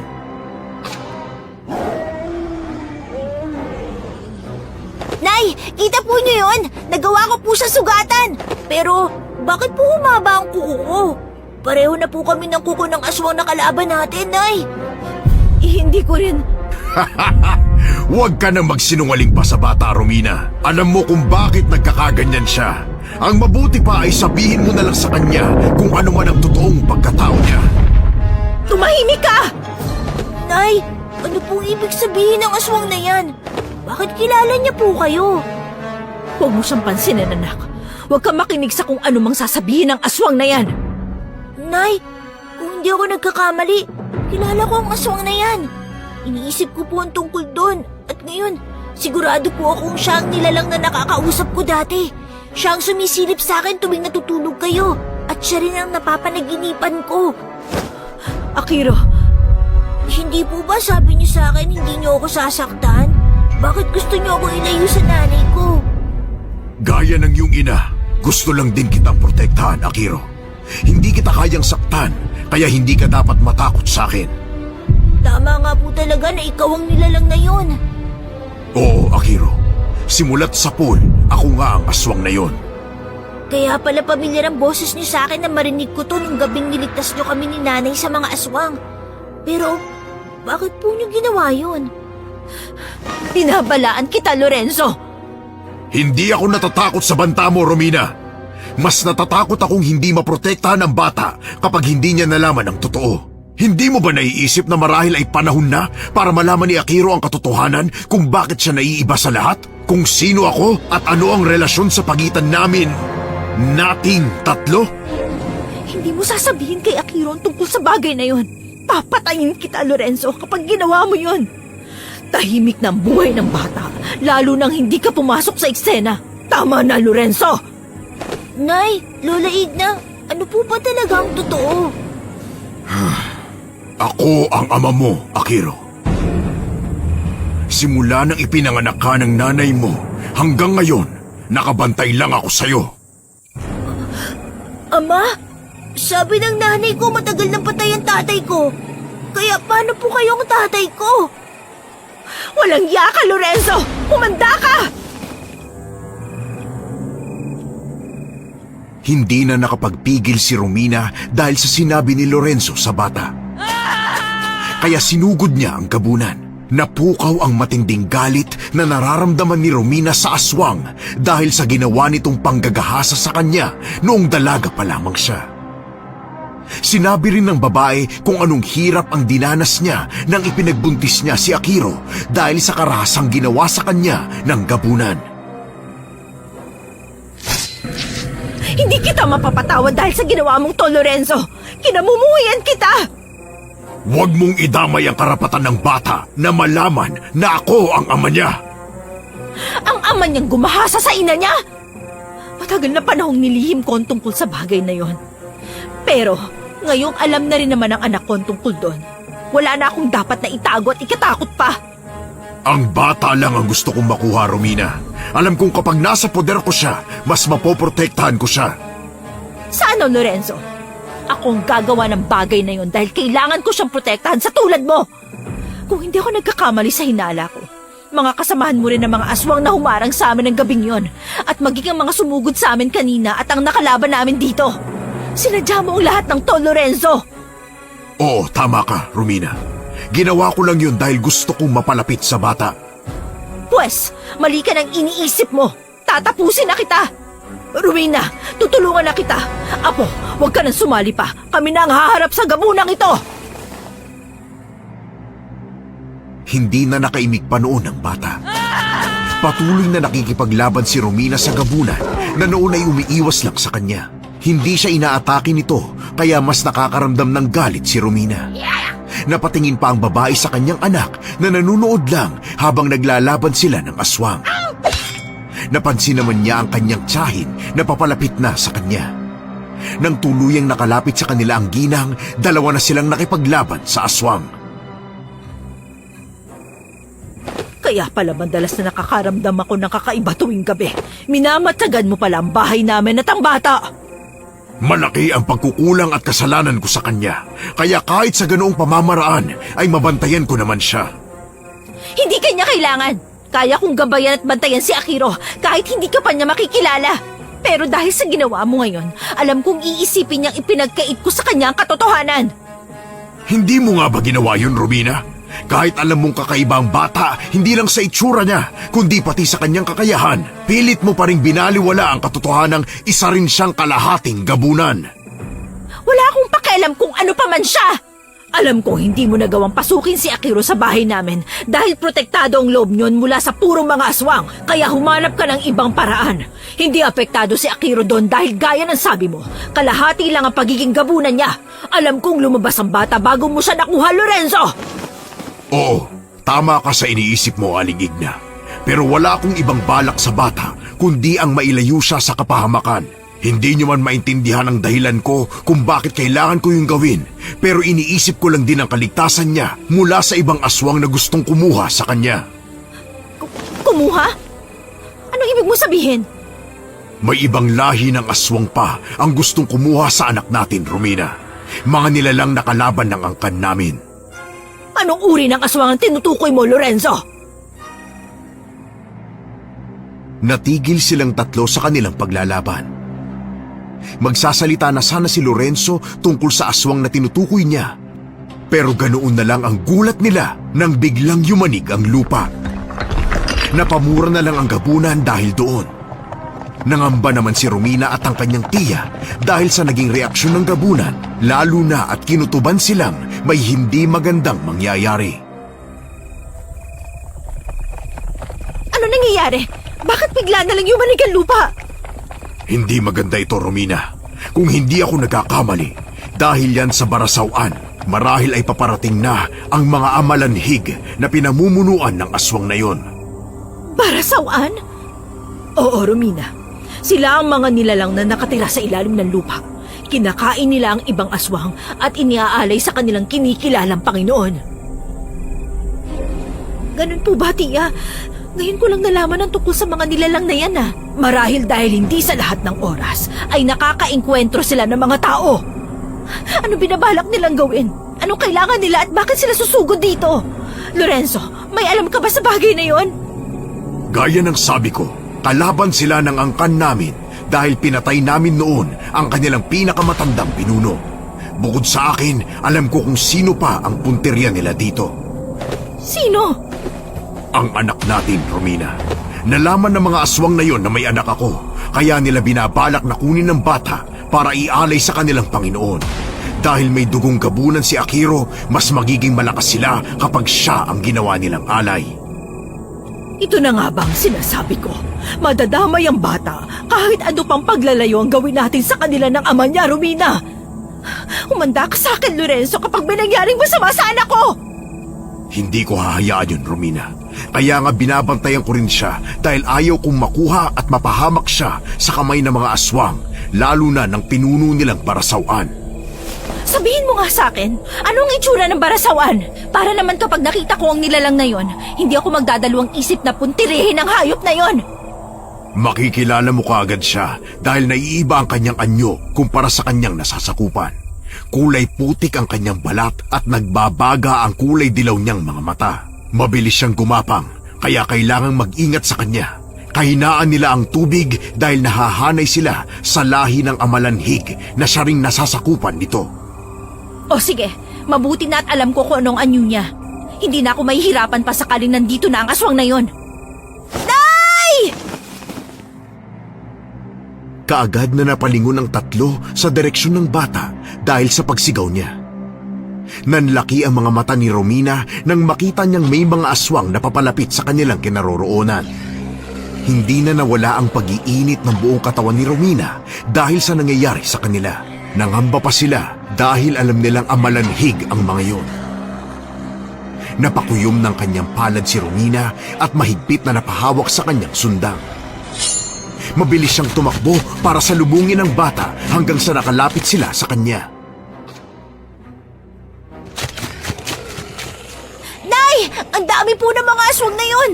Kaya nga anak, huwag kang mag-alala dahil hindi ka namin pababayaan. Akiro, anak, huwag kang matatakot. Sige po. Bilisan na natin at hinahabol nila tayo. Romina, magtago lang kayo ng anak natin kapag nakarating kayo sa ilog.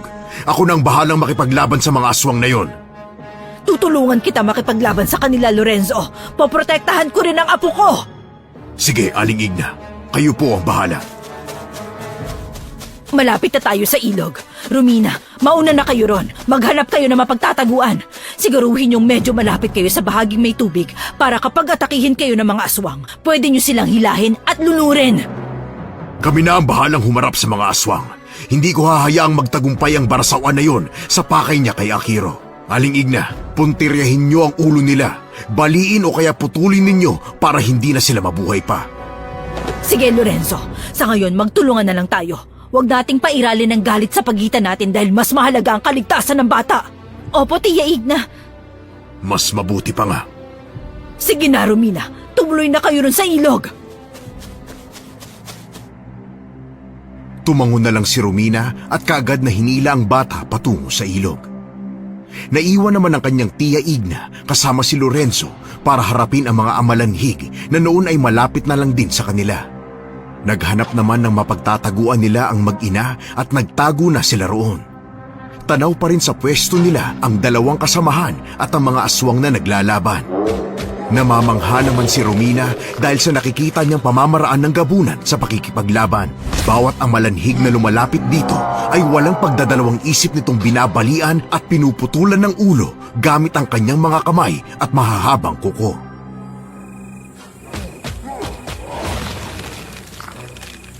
Nay, baka po mapahamak si na Lola at ang kasama niyang gabunan. Kailangan natin silang tulungan. Kaya nila ang makipaglaban sa mga aswang na yan, anak. Magtiwala ka sa kanila. Nakikita mo namang nagagawa nila mapabagsak kaagad ang mga aswang, hindi ba? Kahit na po, Nay. Mas marami po ang mga kalaban kaysa sa kanilang dalawa. Baka matalo po sila. Huwag na muna tayong umalis dito, anak. Inaalala namin lahat ng kaligtasan mo. Huwag ka na mag-alala pa. Alam kong kaya ni Lorenzo na mapatay ang mga aswang na yan, lalo na at kasama niya si Tia Igna. Totoo po ba na siyang tatay ko, Nay? Ibig sabihin po ba, isa rin akong aswang? Kaya po ba naging mahaba kanina ang kuko ko? Oo, anak. Posibleng dahil ngayon sa pagiging kalahating aswang mo, kaya nangyari yun kanina. Kaya pala ako naiiba dahil aswang pala ang tatay ko. Nay, tingnan niyo po. May kakaibang nilalang po na paparating. Hindi. Sigurado kong yan ang barasawan na tinutukoy ni Lorenzo. Hindi maganda to.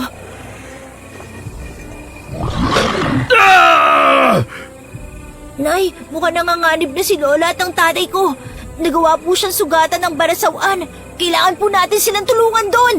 Akiro! Teka, anak! Hindi maganda to!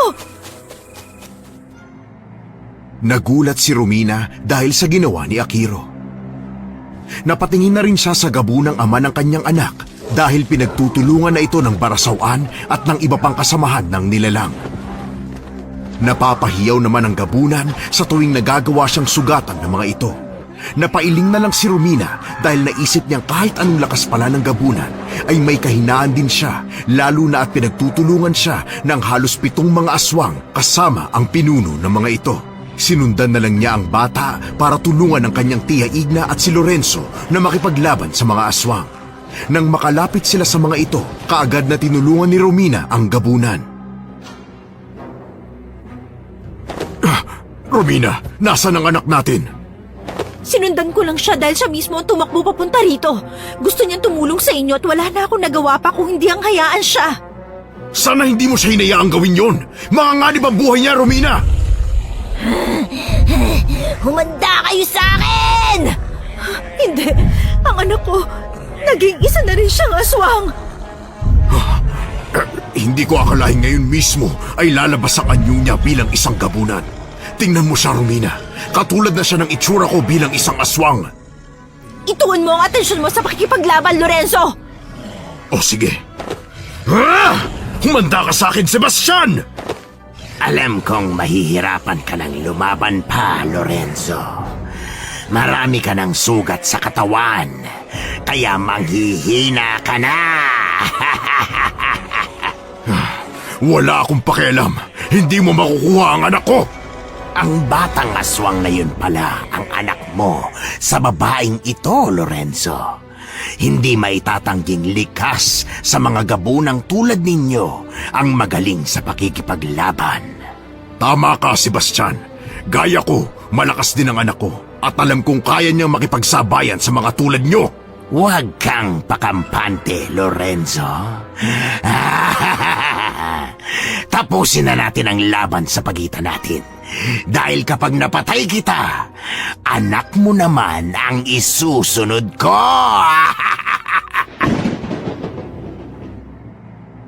Hindi na nagdalawang isip sina Romina at Lorenzo na salubungin ang pinunong Barasawan. Nagtulungan ng dalawa sa pakikipaglaban sa mga alagad nito, lalo na sa nilalang. Ilang sandali pa, napatay na nila ang ibang mga kasamahan nito, kaya ang Barasawan na lang ang natitirang kalaban nila. Dahil maraming sugat na ang gabunan, medyo nanghihina na rin siya. Ngunit nilakasan ni Romina ang kanyang loob, lalo na nang makitang nakikipaglaban din ang anak niya kasama ang kanyang tiya Igna. Napahawak pa siya sa kanyang mutya at humingi ng gabay at tulong rito. Pinakiramdaman niya ang kanyang sarili at naramdaman niya ang kakaibang enerhiyang dumaloy sa katawan niya mula sa mutyang tangan niya. Hindi ka magtatagumpay sa binabalak mo, Sebastian. Papatayin kita bago pa man mangyari ang bagay na yun. O sige, patunayan mong sarili mo sa akin, Lorenzo. Hindi lang siya ang handa makipagpatayan para sa bata. Maging ako, handa akong ipagtanggol at protektahan ang anak ko laban sa isang aswang na tulad mo. O sige, kung yan ang gusto ninyo, tatapusin ko kayong pareho para masolo ko ang bata. Uunahin na kita, Lorenzo. Humanda ka! Ay ko, hayop ka, Sebastian. Malakas ang loob mo dahil alam mong marami na ang sugat ko. Mabuti nga at nagawa kang sugatan ng mga alagad ko. Madali na sa akin ang matalo ka. Hindi! Bitiwan mo si Lorenzo! Walang hiya ka! Huwag ka munang mangialam dito. Maghintay ka na patayin din kita. Sisipain kitang babae ka dahil ito ang nababagay sa'yo. Aray! Hayop ka, Sebastian! Tatapusin na kita. Dudukutin ko ang puso mo at lalantakan ko hanggang sa maubos kong kainin ito.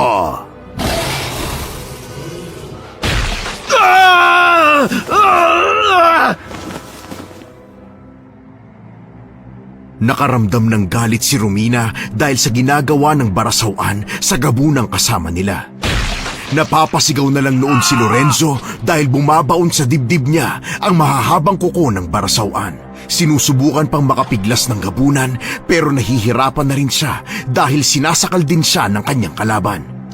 Susubukan sanang tumayo noon ni Romina para tulungan si Lorenzo. Pero bago pa man siya makatayo, nagulat na lang sila nang sumugod si Akiro sa Barasawan. Maging ang kanyang tiya Igna ay lumapit din sa kanila. Noon lang napansin ni Romina na wala nang natitira sa mga alagad ng pinunong barasawan, kaya bahagya siyang natuwa. Dali-dali siyang tumayo para sugurin at tulungan sina Akiro at ang kanyang tiya Igna na sugurin ang kanilang kalaban. Dahil dito, nabitawan ng nilalang ang gabunan.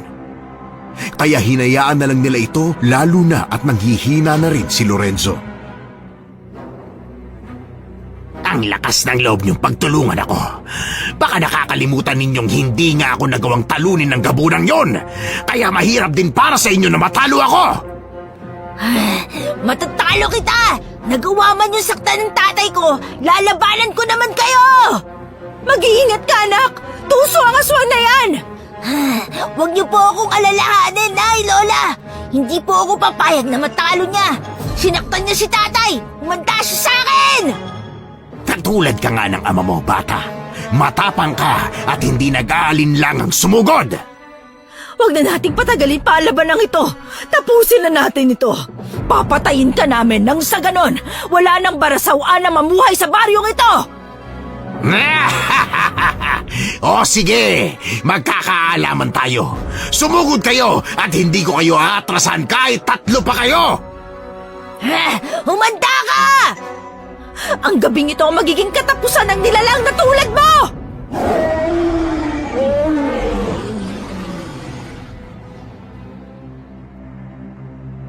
Sabay silang 3 na sumugod sa barasawan. Nagagawa naman silang iwasan ng nilalang dahil mabilis din ang mga kilos nito.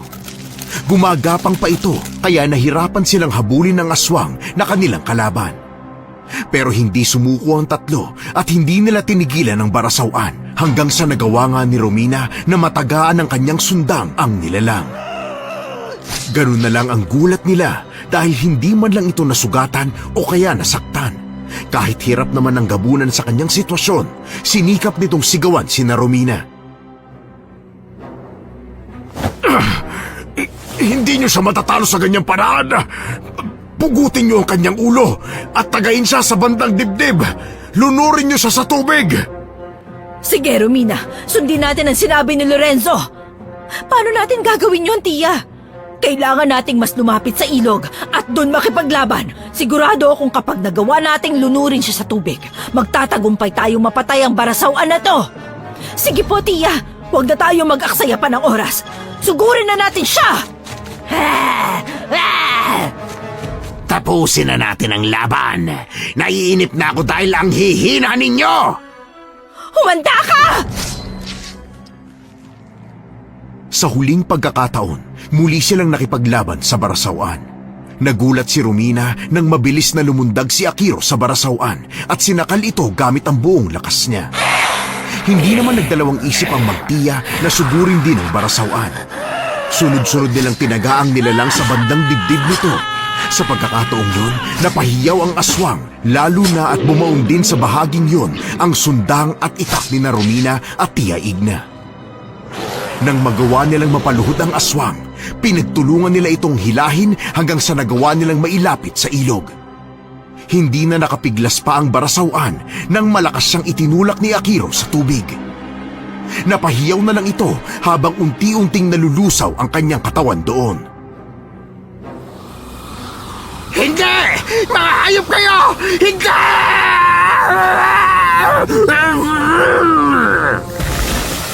Mawawala na ang tulad niyong halangang kaluluwa rito sa mundo namin. Yan ang nababagay sa tulad mo! Nay! Nangihina po ako! Akiro! Romina! Ang anak mo! Bumalik na sa pagiging tao ang bata, Romina! Sigurado ako nanghihina ng gusto ang apo ko! Anak! Halika rito sa akin! Bubuhatin kita! Tiya, balikan natin si Lorenzo. Wala na rin naman ang barasawan. Tapos na ang laban. O sige, Romina. Napuruhan siya, kaya baka hindi na niya kayanin. Tara na po. Nandun po siya, tiya. Sige, susunod ako sa likuran mo. Nay, wala na po ba ang mga aswang? Wala na, anak. Nagawa na natin silang patayin, lalo na ang kanilang pinuno. Mabuti naman po. Hindi na manganganib ang buhay mo, anak. Wala nang aswang na susubok na kunin ka sa akin. Apo, ang galing mo makipaglaban. Sigurado ko natutuwa ang ama mo dahil sa nasaksihan niyang kakayahan mo bilang isang gabunan. Paano na po ngayon ang tatay ko, Nay? Hindi ko rin alam, Akiro. Ang mabuti pa, kausapin natin siya. Nalulungkot ako at baka hindi na niya kayanin pang mabuhay dahil nga maraming naging sugat ang katawan niya at napuruhan siya ng barasawan. Nang makarating silang tatlo sa kinaroroonan ng gabunan, nakita nila itong nakahantusay sa lupa. Naghihingalo ang nilalang dahil may malalim na sugat din pala ito sa bandang tagiliran hanggang sa kanyang tiyan.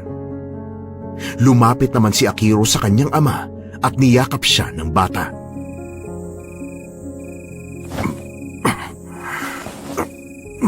Magpakabait ka, anak. Matatahimik na rin ako. Lalo na at wala na ang mga aswang na gustong kumuha sa iyo. Alam kong ligtas ka na sa iyong ina. Lalo na at kaya ka rin niyang protektahan. Masaya po ako at nakilala ko kayo, Tay. Alam kong hindi niyo ako pinabayaan gaya ng sabi niyo na lagi kayo nakabantay sa akin. Salamat po. Ingatan mo ang sarili mo at maging ang ina mo. Gamitin mo ang kakayahan mo bilang aswang sa mabuting pamamaraan. Romina, ikaw nang bahala sa anak natin. Huwag mo siyang pababayaan. Patawarin mo sana ako sa ginawa ko sa iyo noon. Pinapatawad na kita, Lorenzo. Huwag ka mag-alala. Iingatan ko ang anak natin. Gaya ng sabi mo, magiging mabuti siyang nilalang hanggang sa paglaki niya. Maraming salamat, Romina. Akiro, anak, paalam sa iyo. Tia, ano pong gagawin natin ngayon? Susunugin natin ang katawan ni Lorenzo at iba pang mga aswang na alagad niya. Itatapon naman natin sa ilog ang katawan ng alagad ng barasawan. Gaya ng pinuno nila, malulusaw lang din sa tubig ang mga ito. Sige po, Tia Igna. Yun po ang gawin natin.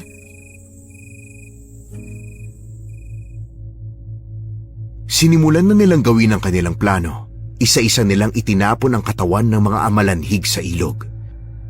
Nang matapos yun, ay tinipon din nila ang katawan ng ibang mga aswang na nakalaban ni Akihiro na mula sa lahi ng gabunan. At sinunog ang mga ito gamit ang apoy na nagawa nila mula sa mga kiniskis na mga batong buhay na pinaliyab sa mga tuyong dahon. Sinunog din nila ang katawan ni Lorenzo at kumuha ng abo nito ang albularya. Nang maging maayos na ang lahat, nagpasya na rin silang lisanin ang lugar. Tia, ano pong gagawin ko kay Akiro? Alam kong kahit anong oras pwede siyang umatake ng buhay na hayop o tao dahil nabuhay ng lalo ang pagiging aswang niya sa labanan. May iiwasan po ba natin yun? Huwag ka mag-alala.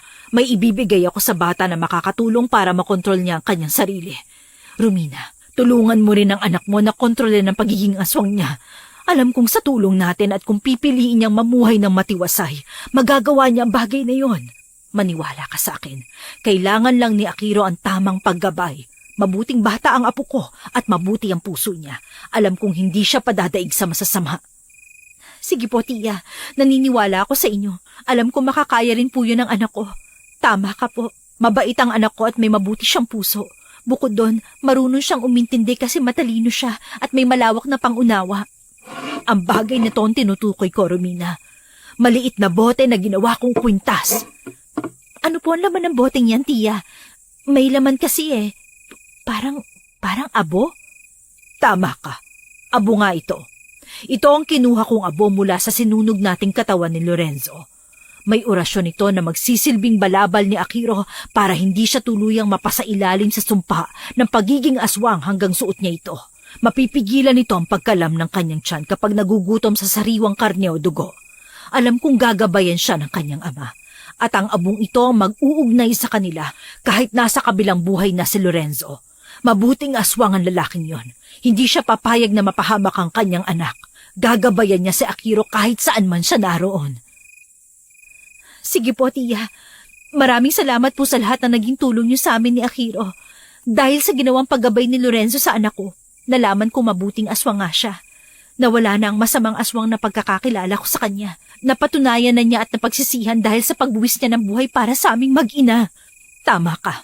Hindi lahat ng aswang ay masasama. Parang tao rin. Tao rin naman sila talaga. May kakayahan lang na kakaiba.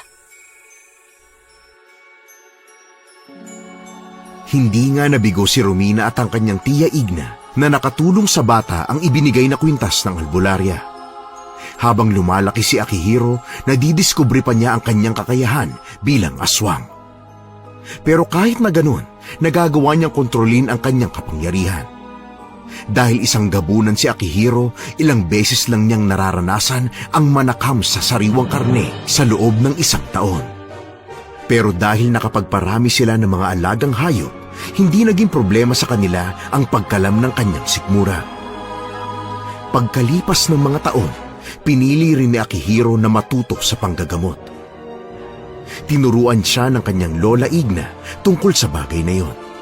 Kalaunan, nang magkaroon ng malubhang karamdaman ng albularya, inihabili niya kay Akihiro ang kanyang mga kagamitan sa panggagamot bago siya binawian ng buhay. Tinanggap naman yun ni Akihiro at itinuon ang atensyon sa panggagamot para makatulong sa kapwa. Hindi na rin tumutol pa si Romina sa landas na pinili ng kanyang anak. Tahimik silang namuhay sa liblib na baryo. Dahil may lahing gabunan si Akihiro, naging isang mabagsik siyang manggagamot na walang kinatatakutan na kahit anong nilalang, lalo na ang mga kauri niyang aswang.